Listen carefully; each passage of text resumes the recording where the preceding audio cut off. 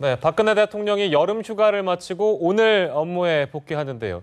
휴가 기간 청와대 관저에서 하반기 국정 운영을 구상한 박 대통령은 내일 첫 국무회의에서 그 내용을 밝힐 것으로 보입니다.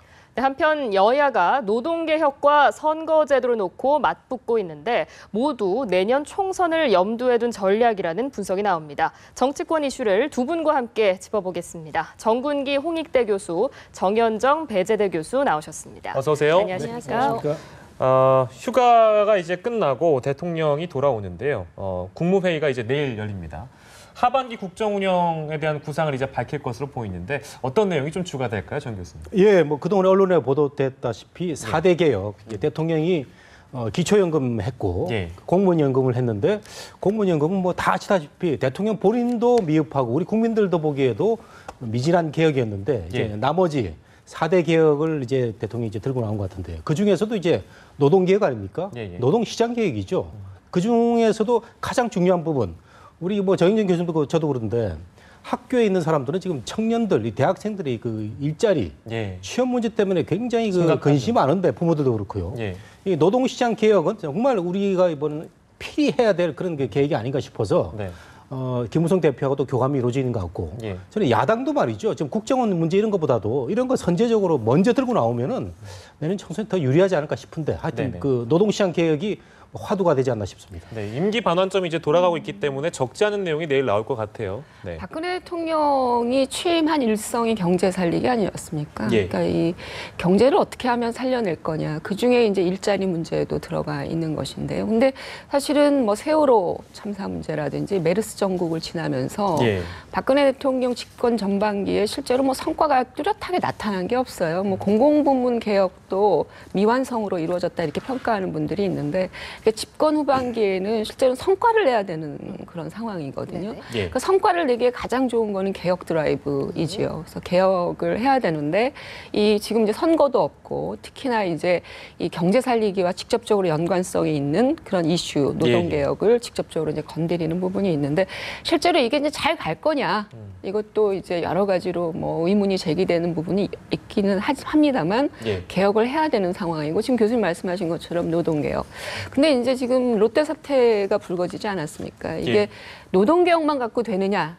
또 이런 얘기죠. 이른바 재벌개혁 문제, 사정 드라이브 이런 것들이 실제로 같이 연동이 되는 노동개혁이 이루어져야 된다. 이런 얘기가 나오고 있어서 노동개혁 플러스 알파를 또 얘기해야 되는 상황이 아닌가 이런 생각입니다. 알겠습니다. 내일 국무회의에서 어떤 내용이 나올지 주목을 해보도록 하고요.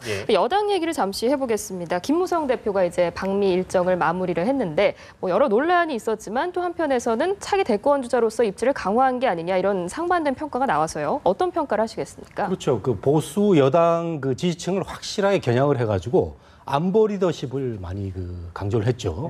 뭐 미국을 갔으니까 당연히 미국이 중요하다고 하겠지만 그래도 중국보다는 미국이다라는 건 확실하게 한미 동맹이 중요하다 해서 안보 리더십 이꼬르 김무성 이런 그 이미지를 각인시켜서 상당히 그 대권 주자로서의 어떤 그 정치적 방향을 뭐 확실했다는 점에서는 참 좋아 보입니다. 뭐 진보 진영에서도 마찬가지로 자신의 정치적 색깔을 이렇게 그 어떤 철학으로 나타낼 필요가 있는데 이 부분은 좋아 보이고. 근데 이 중에 이제 그 약간 그 비판적인 부분이 이제 뭐 과공은 비례다 이런 얘기를 받았는데 참전 용사들 앞에서 큰절을 했다. 그다음에 워커 중장교회 가서 큰절을 했다. 뭐 이런 그 얘기가 있는데 저는 이런 거야말로 그 비판을 위한 비판이라고 생각하고 싶습니다. 참전 용사들은 뭐 우리 연세도 벌써 이제 그 아주 고령이시고 또 한국전에서 우리나라를 잊게 한 분들인데 그 큰절하는 건 뭐 당연히 우리나라 그 동방예의지국이 맞는 그런 그 예의 표현 같고요. 워커 중장도 어떤 분입니까? 그 워커 이름도 있다시피 그 우리나라를 존재하게 하는 그런 분인데 저는 당연히 저를 할 수 있다고 생각하는데 이 부분은 너무 지나치다. 야권인지 뭐 일부 진보진인지 모르겠지만 그래서 이런 걸 비판하면 점수를 더 잃을 가능성이 있으니까 이런 걸 고지고대 받아들이고 한국 전쟁 때 36,000명이 미군이 전사했거든요. 근데 물론 미군이 그 참전한 이유는 미국의 자국의 이해도 있었겠지만 그래도 이분들의 희생으로 한국이라는 나라가 존재하니까 이런 부분에 대해서 비판을 위한 비판은 오히려 점수를 까먹을 수도 있다. 이렇게 저는 보입니다. 조심스럽게 예상을 해보건데 우리 정현정 교수님 의견은 좀 다를 것 같아요. 그 정당 외교 하러 가시겠다 이런 얘기 아니었습니까? 개인 정치 하러 가는 거 아니다. 이게 김무성 당대표가 이제 미국 갈 때 했던 얘기인데 외교라는 게 뭘까라는 생각이에요. 외교라고 하는 건 오늘날 현대 외교는 기본적으로 동등한 상호 수혜의 원칙에 입각해서 동등한 실익에 근거한 동등한 관계를 전제로 하는 거 아니겠습니까? 교수님 말씀하신 것처럼 과거사를 전제로 해서 뭔가 좀 예의를 보여주는 차원에서도 볼 수 있겠지만 현대 외교적 관점으로 보면 상당히 사대에 근거한 이른바 너무나 몸을 낮추는 그러니까 국민들 입장에서 볼 때는 조금 부끄럽죠. 미국과 동등한 위치에 있다 여전히 이렇게 생각하고 있는 국민들도 많이 있는데 상당히 좀 비굴한 측면들이 있었다라는 평가고요. 그리고 너무 가볍다라는 것이죠. 그 대선을 염두에 둔 어떤 그 잠룡으로서 이른바 그 무기 구입 문제, F-22 이런 무기 구입도 사실은 논의를 안 한 상태에서 마구 얘기를 하고 특히 이 중국에 대한 상대적인 폄훼라고 하는 것이죠. 이런 것들이 실제로는 새누리당 내에서도 지금 비판이 나오고 있는 거 아니겠습니까? 그러니까 대권 후보로서 상당히 가벼운 행보이면서 이른바 동등한 외교 관계를 제대로 실현하지 못한 그런 모습이었다. 너무 많이 나간 부분이 있다 보고 있습니다. 제가 한 말씀만 더 드리면요. F-22 구매 얘기는 사실 와전된 얘기입니다. F-22는 어떤 그 전투기냐면은 미국이 세계 어느 나라에도 팔지 않는 전투기입니다. 그러니까 그만큼 이제 그 미국이 안보를 위해서 자국의 안보를 위해서 중요시하는 그런 그 무기인데 이것을 이제 그 김무성 대표가 돌려서 얘기한 거죠. 우리한테 좀 팔아달라는 얘기는 그만큼 한국의 안보가 중요하다 이런 얘기였고 정인정 교수님이 4대 얘기를 하셨는데 김무성 대표가 무슨 미국 대통령한테 큰 절을 했다든가 또 미국의 원로 정치인들한테 절을 했다든가 이러면 문제가 있죠. 근데 절을 한 대상이 참전 용사들입니다. 이제 아흔된 분들인데 이런 분들한테 절한 것은 전혀 사대라는 그 해석은 맞지 않고 우리가 부모님들한테 절하는 거하고 똑같은 그런 개념을 봐야 되지 않을까 싶습니다. 중국보다 미국이라고 하는 발언은 저는 상당히 문제라고 보거든요. 그러니까 외교적 관점에서 좀 실리를 생각하고 우리의 어떤 장기적인 전망을 생각한다라고 하면 그런 발언을 그렇게 공공연하게 일종의 공당의 대표로서 한다라고 하는 것은 상당히 문제가 있다고 보고요. 미국과 친화적인 관계를 유지해야 되는 우리의 어떤 당면한 과제도 존재합니다만 그런 어떤 실익적 관점에서 뭔가 좀 과도하게 너무 자기 주장에 근거해서 행동한 거 아닌가라는 생각이고 그것이 참전용사에 대한 절이었던 또는 미국 지도부에 대한 절은 아니었다고 얘기를 하지만 실제로 국민들에게 비춰지는 모습은 여전히 미국에 대해서 허리를 굽히고 무릎을 낮추는 자세를 보여준 거 아니겠습니까? 그렇다면 그런 부분들이 실제로 앞으로의 외교 관계에서 동등한 외교 관계를 지향하는 그런 어떤 국민들의 입장에서는 상당히 위배되는 모습이고 너무 가벼운 행보였고요. F-22 구입에 대해서 부분은 왜 그런 방식으로 무기를 실제로 점에서 얘기를 할 필요가 있겠냐라는 거죠. 안보의 중요성을 강조한다라고 하면 특히 국방부가 굉장히 난처해졌어요. 그런 거 구매할 계획 없다. 이렇게 발표한 국방부는 뭐가 되냐라는 것이죠. 그래서 실무 행정 당국에도 상당히 어떤 훼손을 주는 그런 처사였다 이렇게 보고 있습니다. 네, 이 얘기는 저희가 여기서 정리를 좀 해보고요. 워낙에 방미 행보에 대해서도 여러 가지 해석들이 나오고 있어서요. 여당 얘기를 좀 더 해보겠습니다. 오늘 오전에 바로 나온 소식이죠. 김태호 최고위원이 내년 총선 안 나가겠다. 이렇게 얘기했어요. 워딩을 좀만 더 자세히 살펴보면 몸과 마음이 시들어갔다. 겉은 화려하지만 속은 텅 비어있다. 자, 이거 어떻게 저희가 바라봐야 될까요? 총선을 안 나가지만 정치 활동을 안 하겠다고 얘기한 건 아니었거든요. 그러니까 어떻게 보면 대선을 염두에 둔 포석이 아니었냐라는 해석이 벌써부터 나오고 있는 것 같습니다. 어떻게 보십니까? 그렇죠. 뭐 앵커 말씀하신 그대로입니다. 그런데 국회의원 안 하고 이제 대통령 하겠다는 거죠. 그래서 저는 큰 꿈을 꾸는 지도자라면 당연히 잘 선택을 했다 이렇게 생각이 됩니다. 우리가 지금 국회 가면요. 월급자인 국회의원들 너무 많습니다. 4선, 5선씩 하면서 아무런 그 정책이라든가 국민들한테 좋은 비전 보이지 못하고 한 달에 세비 1,000여만 원씩 꼬박꼬박 받는 사람들 월급쟁이 국회의원을 한 20년씩 이렇게 한 사람들이 있거든요. 이런 분들이 과연 국민들한테 어떤 존재감이 있느냐 할 때는 저는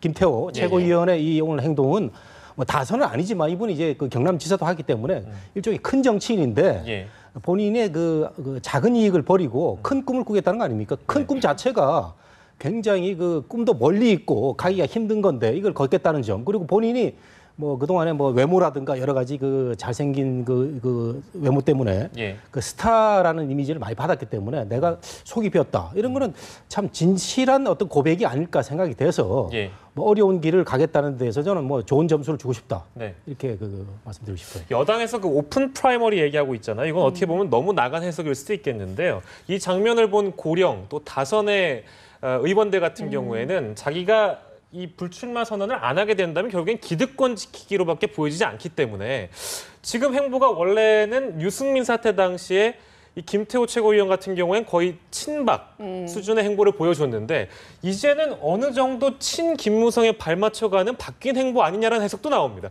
이분은 어떻게 보시나요? 그렇죠. 오픈 프라이머리 제도가 도입이 되게 되면 예. 이른바 현역 국회의원이 상당히 유리해질 수 있는 거 아니겠습니까? 예, 근데 예. 이렇게 그 이른바 경북, 대구, TK 지역은 사실은 새누리당의 텃밭 지역이기도 하고 예. 다선 의원들이 또 많이 포진되어 있는 지역이기도 한데요. 이런 김무성 그 당대표가 지향하고 있는 이른바 오픈 프라이머리라고 하는 게 예. 현직 의원들이 실제로 그냥 지키면 그냥 가는 분위기거든요. 그래서 김태호 최고위원을 통해서 실제로는 현직 의원들이 상당 부분 특히 다선 의원들이 예. 위기의식을 느낄 수밖에 없는 상황이고 이게 이른바 도미노처럼 이제 불출마 선언들이 좀 이어져야 예. 사실은 그런 효과를 창출할 수 있는데 예. 좀 지켜봐야 될 것 같아요. 저는 사실은 김무성 당대표와 그 김태호 최고위원이 실제로 그렇게 파트너십을 갖고 조율은 하지 않았을 것이다. 그렇게 가고 있느냐 예, 예. 그런 거라기보다는 오히려 여전히 김태호 최고위원의 촉은 이 이른바 청와대 쪽으로 향해 있는 것이 아니겠는가라는 것이고요. 예, 예. 그렇다면 지금 교수님 말씀하신 것처럼 차기의 이른바 친박 내부에 유력한 대권 후보가 없잖아요. 그러니까 예. 그 자리를 실제로 김태호 최고위원이 어느 정도 확보하려고 하는 일종의 포석이고 또 예. 김무성 당대표에게는 보기 좋은 모습이죠. 내가 이렇게 기득권을 내려놓겠다라고 예, 예. 하는 아주 적절한 정치적 행위로 가져갈 수 있는데 예. 그렇게도 볼 수 있지만 또 김태호 최고위원이 사실은 지금 여러 가지 해석이 나오고 있는 게 내각에 또 들어가고자 하는 그런 그래요? 어떤 의도도 담겨져 있는 거 아니냐. 예. 이른바 올해 12월이 되면 실제로 내각이 상당 부분 공석이 생길 가능성이 높죠. 예. 그렇다면 총선에 출마하지 않는 정치인 상당히 매력적일 수 있죠. 박근혜 대통령에게 있어서는. 네네. 그렇다면 두 가지 포석을 다 하는 것 같아요. 대권에 대한 어떤 그런 해석도 가능하게 하면서 예. 실제로 내각에 대한 또 청와대에 대한 어떤 시그널도 적당히 주면서 네. 그런 어떤 포석을 한 건데 상당히 또 머리를 많이 쓴 그런 행보가 아닌가라는 생각이. 아니 근데 제가 생각하기에 예. 내각에 들어간다는 그런 생각이 있다면은 이건 예. 자살골 넣는 거죠. 총리 지명자 아니었습니까? 그렇죠. 예. 총리 지명자가 예. 장관을 바라보고 어떤 뭐 이런 자기 총선 출마하겠다. 이거는 자살골이고 저는 그렇게까지 김태호 최고위원이 머리가 나쁘지 않을 것이다 이렇게 생각하거든요. 그래서 저는 일단은 큰 정치를 위해서 또는 우리 그 국회에 만연돼 있는 정말 무기력하고 월급만 받는 그 다선 의원들에 의한 어떤 그 선제적인 기습이 아닌가 이런 네. 생각이 좀 드네요. 내각에 들어간다는 얘기는 지금 교수님께서 이 김태호 최고위원이 뭐 총선 출마 안 하는 것이 대권을 겨냥한 거라고 말씀하시죠. 그걸 전제로 했을 때는 예. 내각에 들어가서 정책적인 성과와 자기 정체성을 확보하는 것이야말로 대권으로 가는 상당히 좋은 수단이죠. 그렇잖아요. 지금 김태호 최고위원이 정치적으로는 상당히 오랜 경험을 갖고 있다고 얘기를 하지만 이분이 도대체 어떤 가치를 지향하고 어떤 정치적 성과를 낸 인물이라는 건 특별히 나타난 바가 없어요. 예. 그렇다면 그런 자기 브랜드, 정책 브랜드를 갖기 위해서는 실제로 내각 경험을 갖는 것도 나쁘지가 않은 것이고 또 그것이 상당히 오래 가지 않을 수도 있잖아요. 대선이 곧 임박하기 때문에. 예. 그래서 그런 걸 겨냥한다면 제가 볼 때는 김태호 최고위원이 내각 들어가는 것도 마다할 이유가 전혀 없는 거죠. 그러니까 둘 다 염두에 뒀을 수도 있다 이런 분석을 저는 내주셨는데요. 뭐 여러 가지 예. 두 개 포석을 다 놓은 거 아니냐. 뭐 여러 가지 해석을 들려주셨고요. 여당 관련 소식이 하나 더 들어와 있어서 좀 짚어보겠습니다. 새누리당의 한 의원이 40대 여성을 성폭행한 혐의로 조사를 받게 됐다. 이런 소식을 전해드렸는데 지금 실명이 나왔습니다. 새누리당 심학봉 의원인데 자신이 스스로 새누리당을 떠나겠다 이런 입장을 밝혔거든요. 어떻게 네. 보셨습니까? 당연히 떠나야 되고요. 예. 저는 뭐 더 나아가서 뭐 국회의원직도 사퇴하는 게 어떤가 이렇게 싶습니다. 국회의원들이 지금 할 일이 얼마나 많은데 예. 이렇게 한가당을 보여준 걸 이런 정말 극단적인 사례 아닙니까? 예. 뭐 대낮에 말이죠.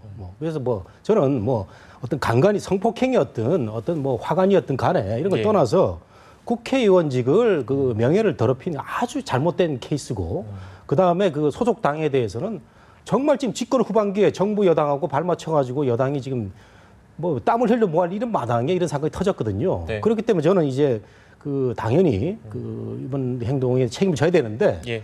저는 저 의원직 사퇴까지 필요하다 이렇게 봅니다. 왜냐하면요. 이 새누리당은 이상하게 성추문과 관련된 예, 그런 예. 그 사례들이 많아요. 그 별명이 말이죠. 인터넷에서는 그 한나라당 때는 성나라당이었고 예.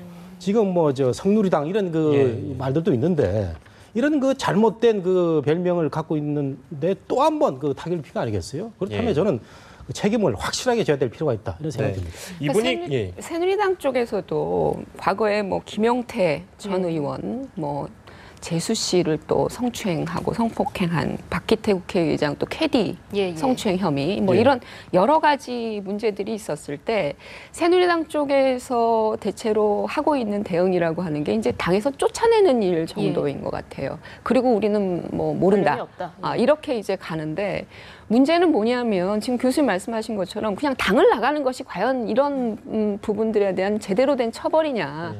그럼 여전히 국회의원직은 유지하면서 말이죠. 예. 그럼 이분은 아무것도 뭐 특별히 책임져야 될 부분이 없는 거죠. 그렇다면 이런 방식으로 문제 해결하는 것이 과연 맞냐. 저는 국회의 이른바 윤리심의와 관련되어지는 그런 여러 가지 절차가 있는데 예. 그 윤리위에서 사실은 국회의원 제명도 할 수 있는 거 아니겠습니까? 예. 직위박탈도 할 수 있는 최고의 어떤 처벌 조치가 있는데 그런 처벌 조치가 한 번도 나온 적이 없어요. 국회의원 스스로가 이런 부분들을 실제로 제대로 엄하게 처벌하는 그런 내부 장치를 가동시킨 적이 없거든요. 근데 왜 그런 겁니까? 그러면 그러니까 제 식구 거예요? 감사하는 예. 것이고 그래요. 또 하나는 뭐 이유는 그런 거 아니겠습니까? 뭐 이른바 뭐 형사상 특별한 어떤 처벌 뭐 중형이 나온다거나 이런 게 아니고 예. 혐의와 의혹 수준이다 뭐 이런 식으로 해서 그냥 얼렁뚱땅 넘어가는데 국회의원들이 스스로 국회 안에서 윤리심의를 제대로 해서 세게 이런 부분들은 해야 될 필요가 있다. 근데 지금 이 성폭행 당한 여성이 뭐 처벌은 원치 않다 또 이렇게 나오고 있으니까 그러니까요. 그것도 또 애매하기도 그렇기 하네요. 때문에 이제 윤리위에서 뭐 제소라든가 이게 불가능한 거죠. 이게 어떻게 보면 사생활인데 예, 예. 만일에 그 여성이 내가 성폭행 당했다 그러면은 바로 뭐 윤리위원회에서 어떤 그 가시적인 그 제재를 가할 수가 있는데 또는 예. 뭐 그 형사 소추 가능한데 뭐 두 사람의 어떤 뭐 그런 거였다면은 이게 사생활 문제가 돼버리고 예. 다만 정치인으로서의 그 이미지 실추 소속 당에 대한 그런 이미지 실추에 대한 문제는 그 책임을 물을 수 있기 때문에 예. 저는 윤리보다는 본인이 이 사태에 대해서 석고대절하는 심정에서 우리 현영 교수 말씀하신 대로 그 당에서 나가는 것뿐만 아니고 예, 예. 의원직 사퇴를 하는 게 어떠냐 이런 생각이 듭니다. 어떻게 보면 이런 이 작은 일이 아니잖아요. 이런 이분은요 죄질이 너무 안 좋은 것이 그 성폭행한 것만 문제가 되는 게 아니라 예. 해당 상임위가 본회의가 열리는 날에 지금 그런 행위를 하고 있다라고 하는 게 가장 큰 문제고요. 예, 예. 이분은 예결산 특위뿐만 아니라 국회 운영위 소속이기도 해요. 이른바 국회 내 알짜 상임위에는 다 들어가 있으면서 예. 그 상임위가 열리는 날에 지금 이런 행위를 했다라는 거 아니겠습니까? 예. 그것이 뭐 상호 합의가 된 행위든 아니든 간에 이런 거는 굉장히 죄질이 나쁘고요. 국회의원으로서 기본적으로 해야 되는 역할과 책무도 안 하시는 분이기 때문에 그 부분에 대해서 저는 의원직 사퇴하는 건 정말 당연한 것이다. 알겠습니다. 이런 얘기 들을 때마다 입법부에 대한 신임을 국민들한테 점점 잃는 것 같아서 조금 씁쓸하네요. 두 분 말씀은 여기서 좀 정리하겠습니다. 홍익대 정군기 교수, 배재대 정현정 교수였습니다. 두 분 고맙습니다.